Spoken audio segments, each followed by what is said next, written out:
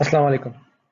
Today the topic that we'll be discussing is chapter 6 gravitation और ये lecture 3A है. ठीक है. जो क्वेश्चन आंसर्स का प्रेजेंटेशन है, इसमें से वो थियोरेटिकल क्वेश्चन आंसर्स हैं जो पेपर में आ सकते हैं, और लेक्चर 3 भी होगा न्यूमेरिकल से रिलेटेड. क्लास 11 फिजिक्स की चैप्टर है ये 6 gravitation, prepared by alpine academy.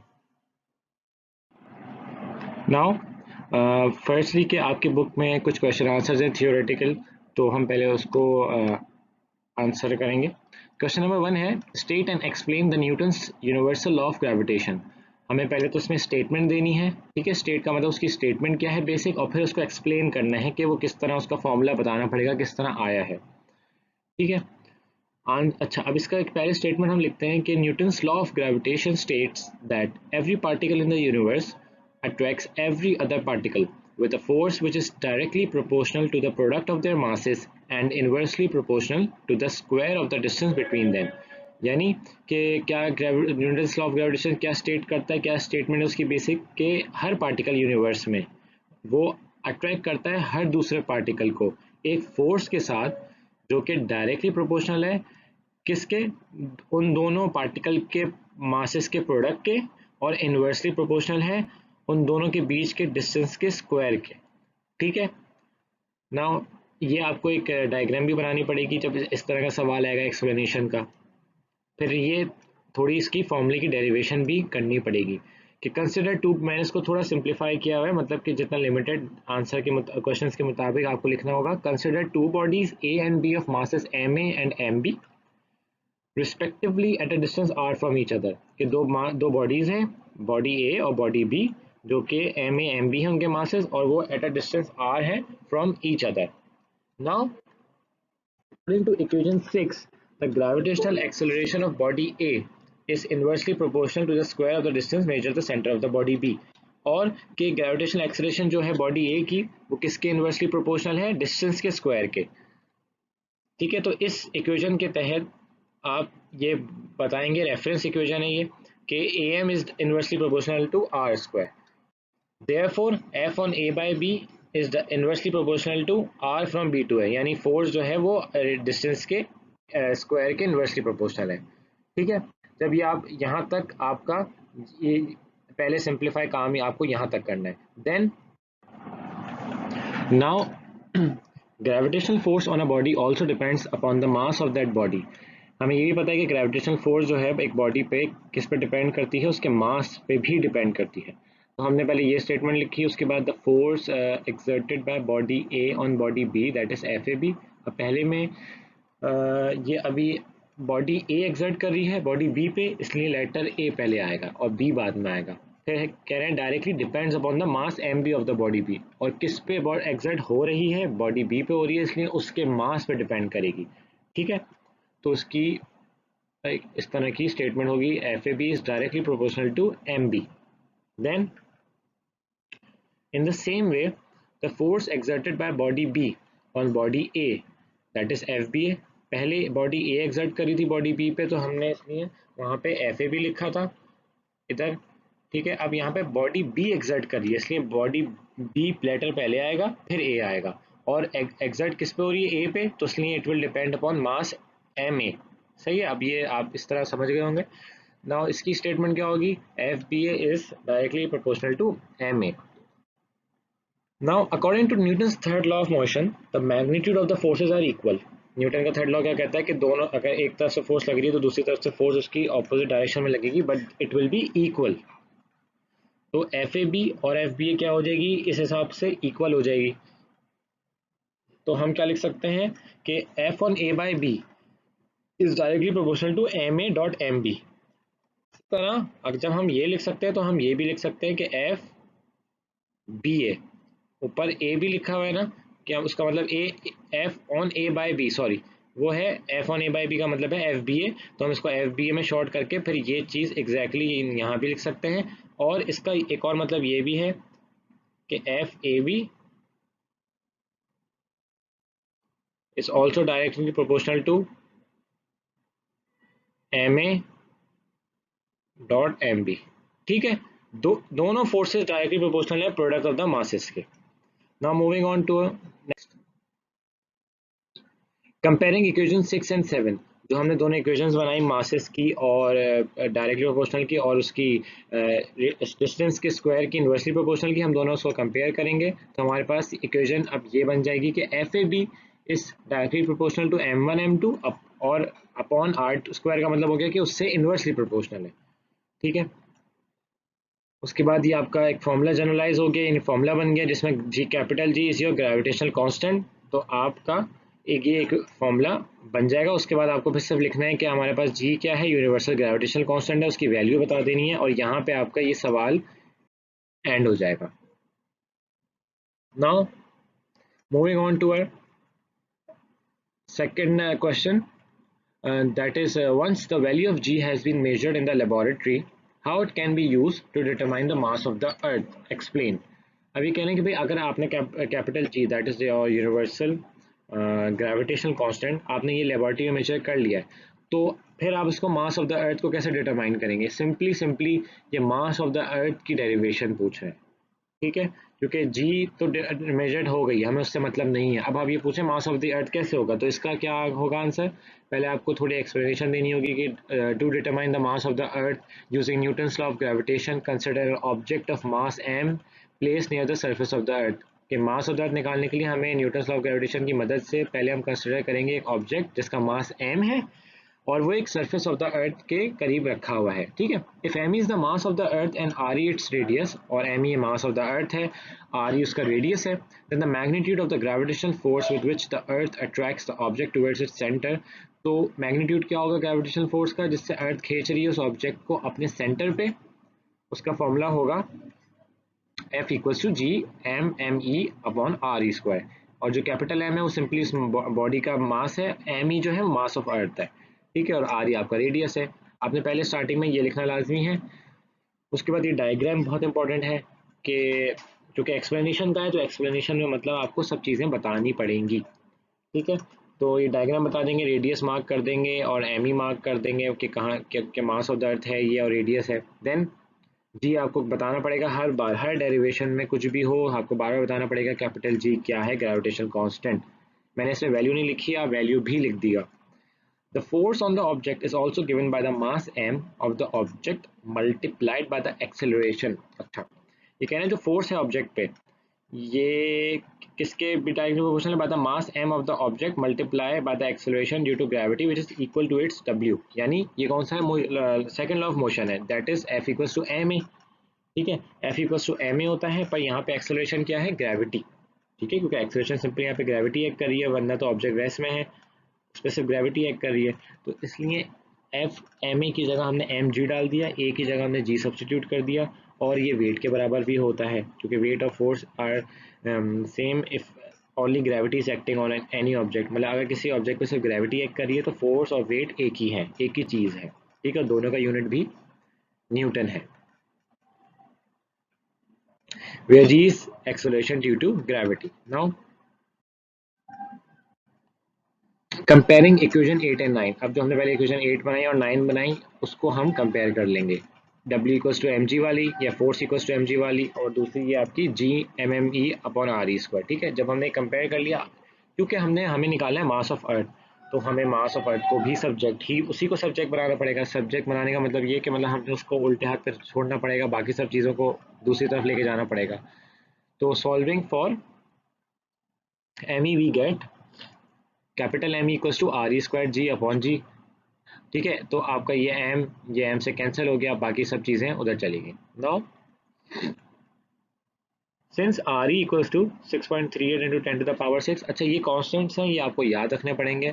ठीक है, और क्या स्मॉल जी है 9.8 मीटर पर सेकेंड स्क्वायर, और कैपिटल जी आपका 6.673 into 10 to the power -11। Now substituting these values in equation 11, तो हमने ये सब सब्सटीट्यूट किए, कैलकुलेटर से सॉल्व किया, तो हमारे पास मास ऑफ दैट निकल के आ गया 5.98 into 10 to the power 25 kg। यहाँ पे आपका ये एंड होता है। अब हम चलते हैं अपने अगले की तरफ। How one can determine the mass of the moon. Book में भी हम लोगों ने मास ऑफ द सन निकाला, एक जगह जुपिटर भी है, लेकिन मास ऑफ द मून की हमने से मून की सेंटीमीटर एक्सेलरेशन निकाली है। तो मास ऑफ द मून भी बहुत आसान है, हम अर्थ के आसपास वो ऑर्बिट करता है तो हम उसके रिस्पेक्टिवली निकालेंगे जिस तरह अर्थ सन के आसपास ऑर्बिट करता है, ठीक है।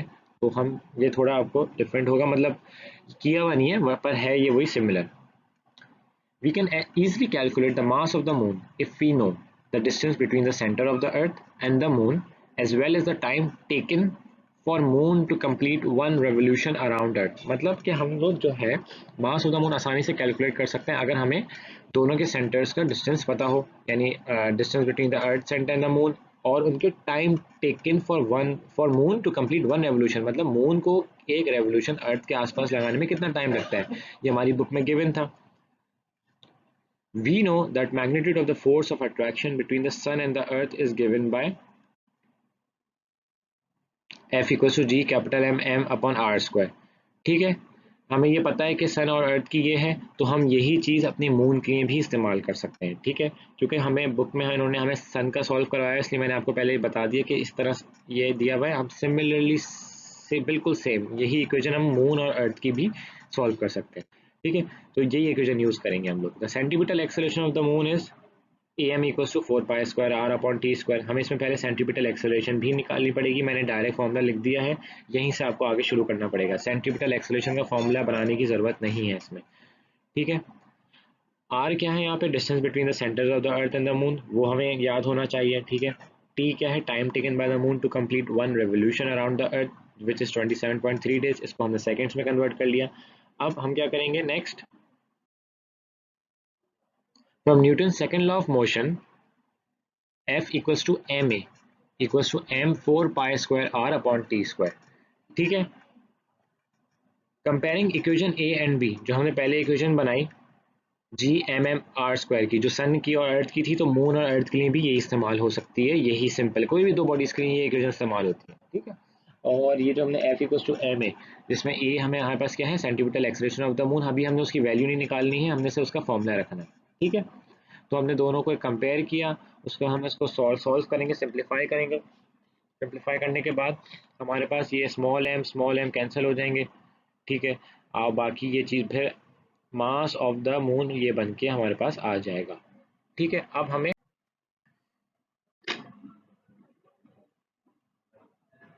नेक्स्ट क्वेश्चन पे जाते हैं, जो कि है explain how the value of G varies with a change in the altitude.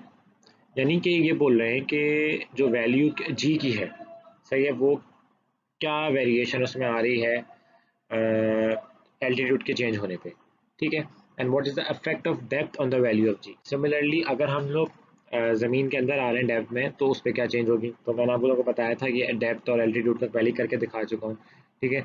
तो हमने थोड़ा इसको सिंप्लीफाई करके थोड़ा मॉडिफिकेशन की है कि पहले आपको अपनी बताना पड़ेगा कि भाई वैल्यू ऑफ जो sorry value of G decreases with the increase in altitude, मैंने इसमें जी नहीं लिखा है, यहाँ पे आप इसको जी ऐड कर दें।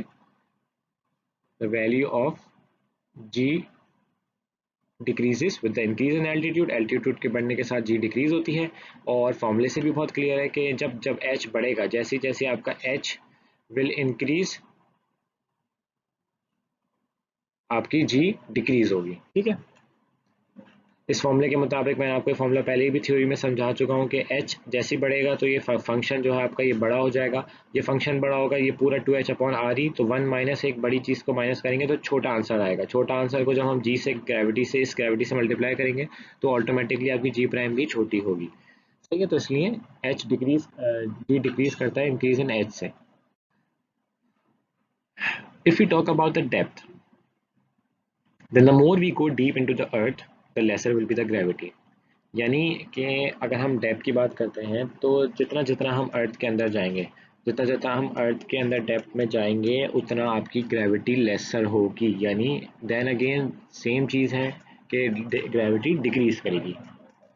फॉर्मूले से देखते हैं, फॉर्मूला भी यही कहता है कि डी बढ़ा, जैसे जैसे आपका डी विल इंक्रीज, आपकी ये जो पूरा फ्रैक्शन है, this whole fraction will be increasing, ठीक है। जब ये पूरा फ्रैक्शन इंक्रीज होगा डी अपॉन आर ई, तो 1 minus a bigger number will result in smaller number. तो 1 माइनस, अगर 1 में से बड़ा नंबर माइनस करेंगे तो ऑब्वियस बात है ये पूरा 1 माइनस डी अपॉन आर ई एक छोटी वैल्यू बनेगी।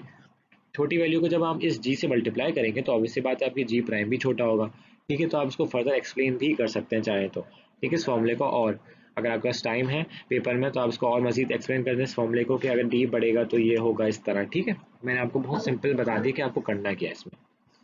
Now moving on to next question, discuss the concept of weightlessness in the motion of spacecraft.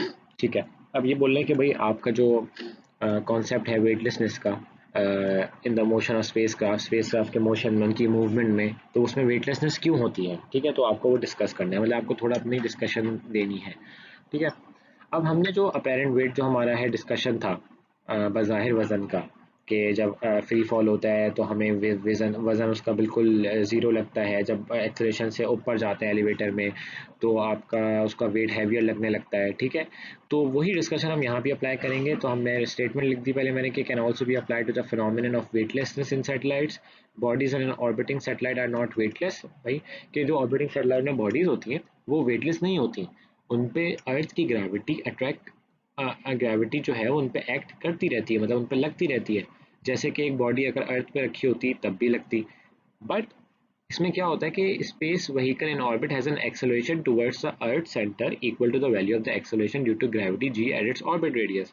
जो स्पेस व्हीकल होती है हमारे ऑर्बिट में, उसके ऑर्बिट में अपने, तो उसमें उस पर एक एक्सेलरेशन होती है, ठीक है, टुवर्ड्स द अर्थ सेंटर, वो अर्थ के सेंटर पे डायरेक्टेड होती है, और वो किसके इक्वल होती है, वो इक्वल होती है एक्सेलरेशन ड्यू टू ग्रेविटी जी के एट इट्स ऑर्बिट रेडियस। तो इसलिए हमारा फिर अपेरेंट वेट जो हमारा न्यू वेट होता है या बाहिर वेट अब जो हमें लगता है, ठीक है, वो फिर क्या हो जाता है, F W equals to M G minus M A.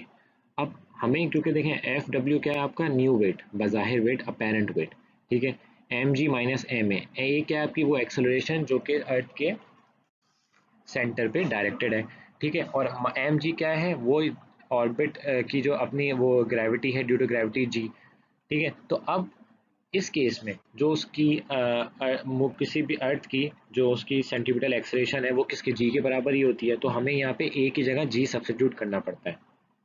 But in this case G equals to A, जब हम ये सब्स्टिट्यूट करते हैं तो हमारा ऑटोमेटिकली क्या हो जाता है, टेंशन जो या टेंशन कह लें या न्यू वेट कह लें बग़ैर वजन कह लें, वो ऑटोमेटिकली हो जाता है F W equals to zero.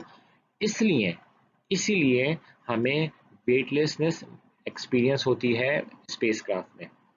उस पर ग्रेविटी तो एक्ट करती है, लेकिन क्योंकि उस पर सेंटीपिटल एक्सेलेरेशन भी एक्ट करी होती है सेंटर पे, और फिर उसकी अपनी एक वैल्यू ऑफ ग्रेविटी होती है, तो वो दोनों कैंसिल आउट कर देते हैं एक दूसरे को, इसकी वजह से हमें वो बिल्कुल वेटलेस लगती है।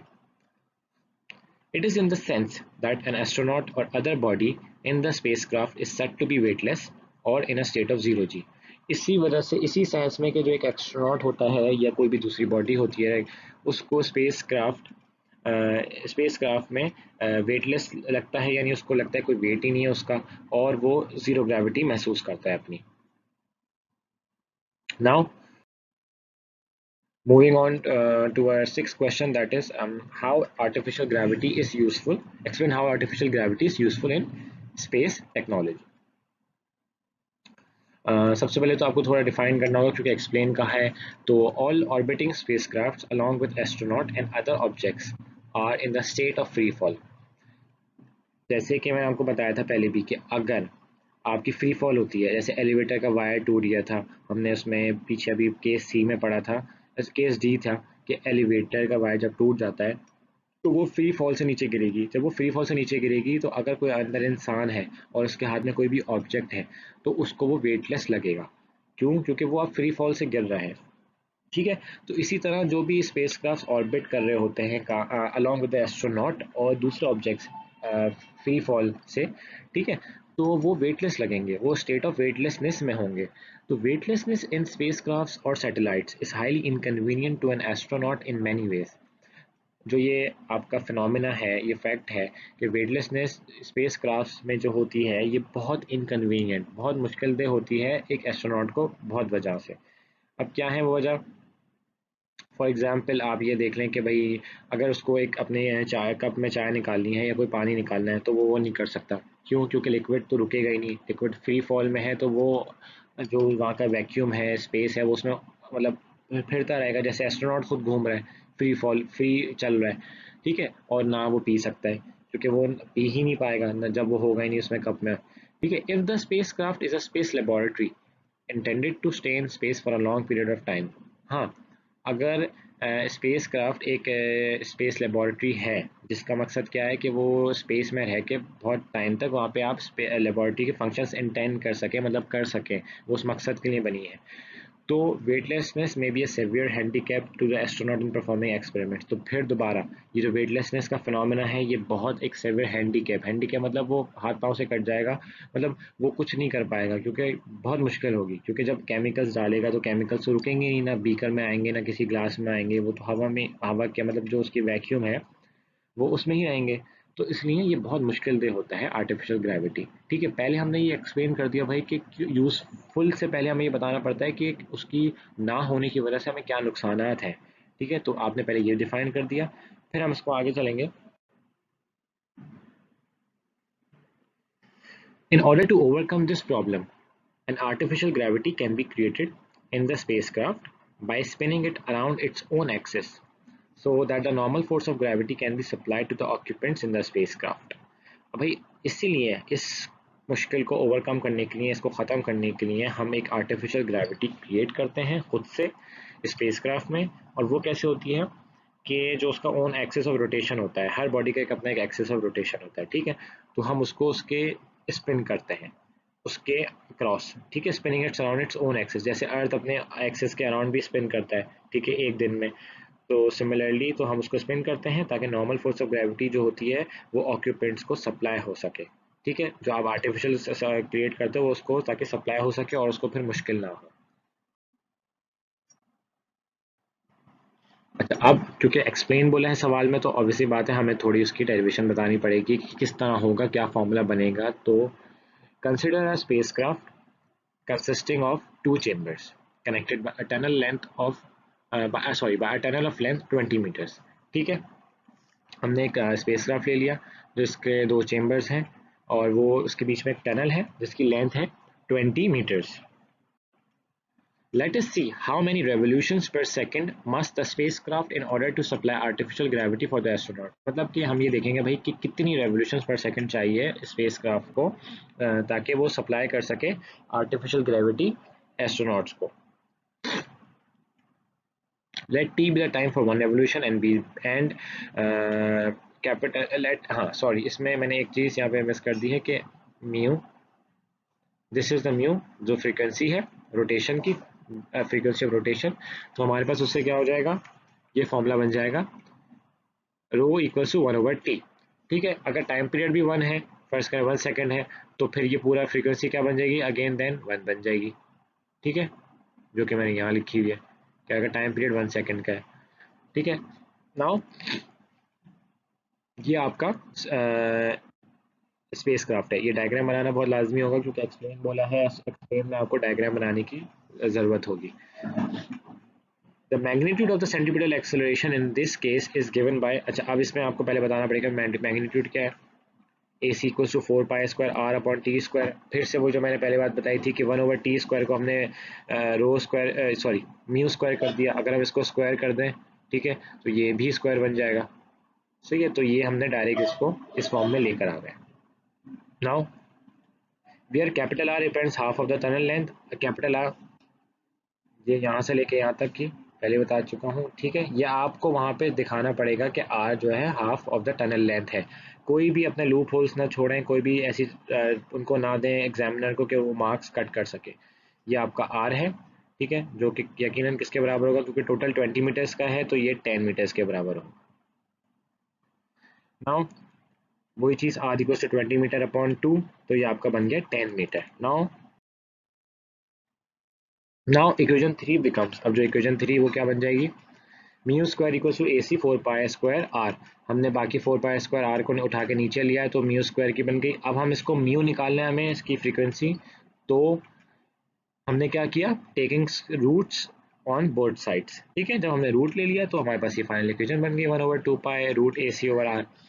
और when a body falls freely AC equals to G, ठीक है, मतलब अब ये बॉडी अगर फ्रीली फॉल करी है और स्पेस क्राफ्ट में तो फ्रीली होती है, तो हम उसको हमें अब उसको सप्लाई करनी है कम से कम नॉर्मल ग्रेविटी जो अर्थ पे सरफेस पे, ठीक है। इसलिए हम एसी की जगह जी रख देते हैं, क्योंकि हम चाहते हैं आर्टिफिशियल ग्रेविटी उतनी हो जाए जितनी आपको अर्थ में मिलती है, तो हमने एसी की जगह जी लिख दिया। ये आपको स्टेटमेंट लिखना लाजमी होगा वहाँ पे, to create artificial gravity equal to the gravity at the surface of the earth, that's why we are putting A C equals to जी।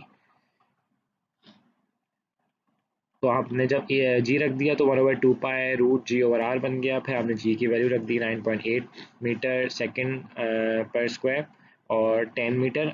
अब उसका रेडी जो आपका हाफ टनल लेंथ थी और 0.158 रेवोल्यूशन पर सेकेंड आ गई। अब इसको मिनट्स में करना है तो सीधा सीधा है मल्टीप्लाई बाय 60 कर देंगे, तो आपके पास 9.5 रेवोल्यूशन पर मिनट आ गया, यानी कि 1 मिनट में इतनी रेवोल्यूशन होगी।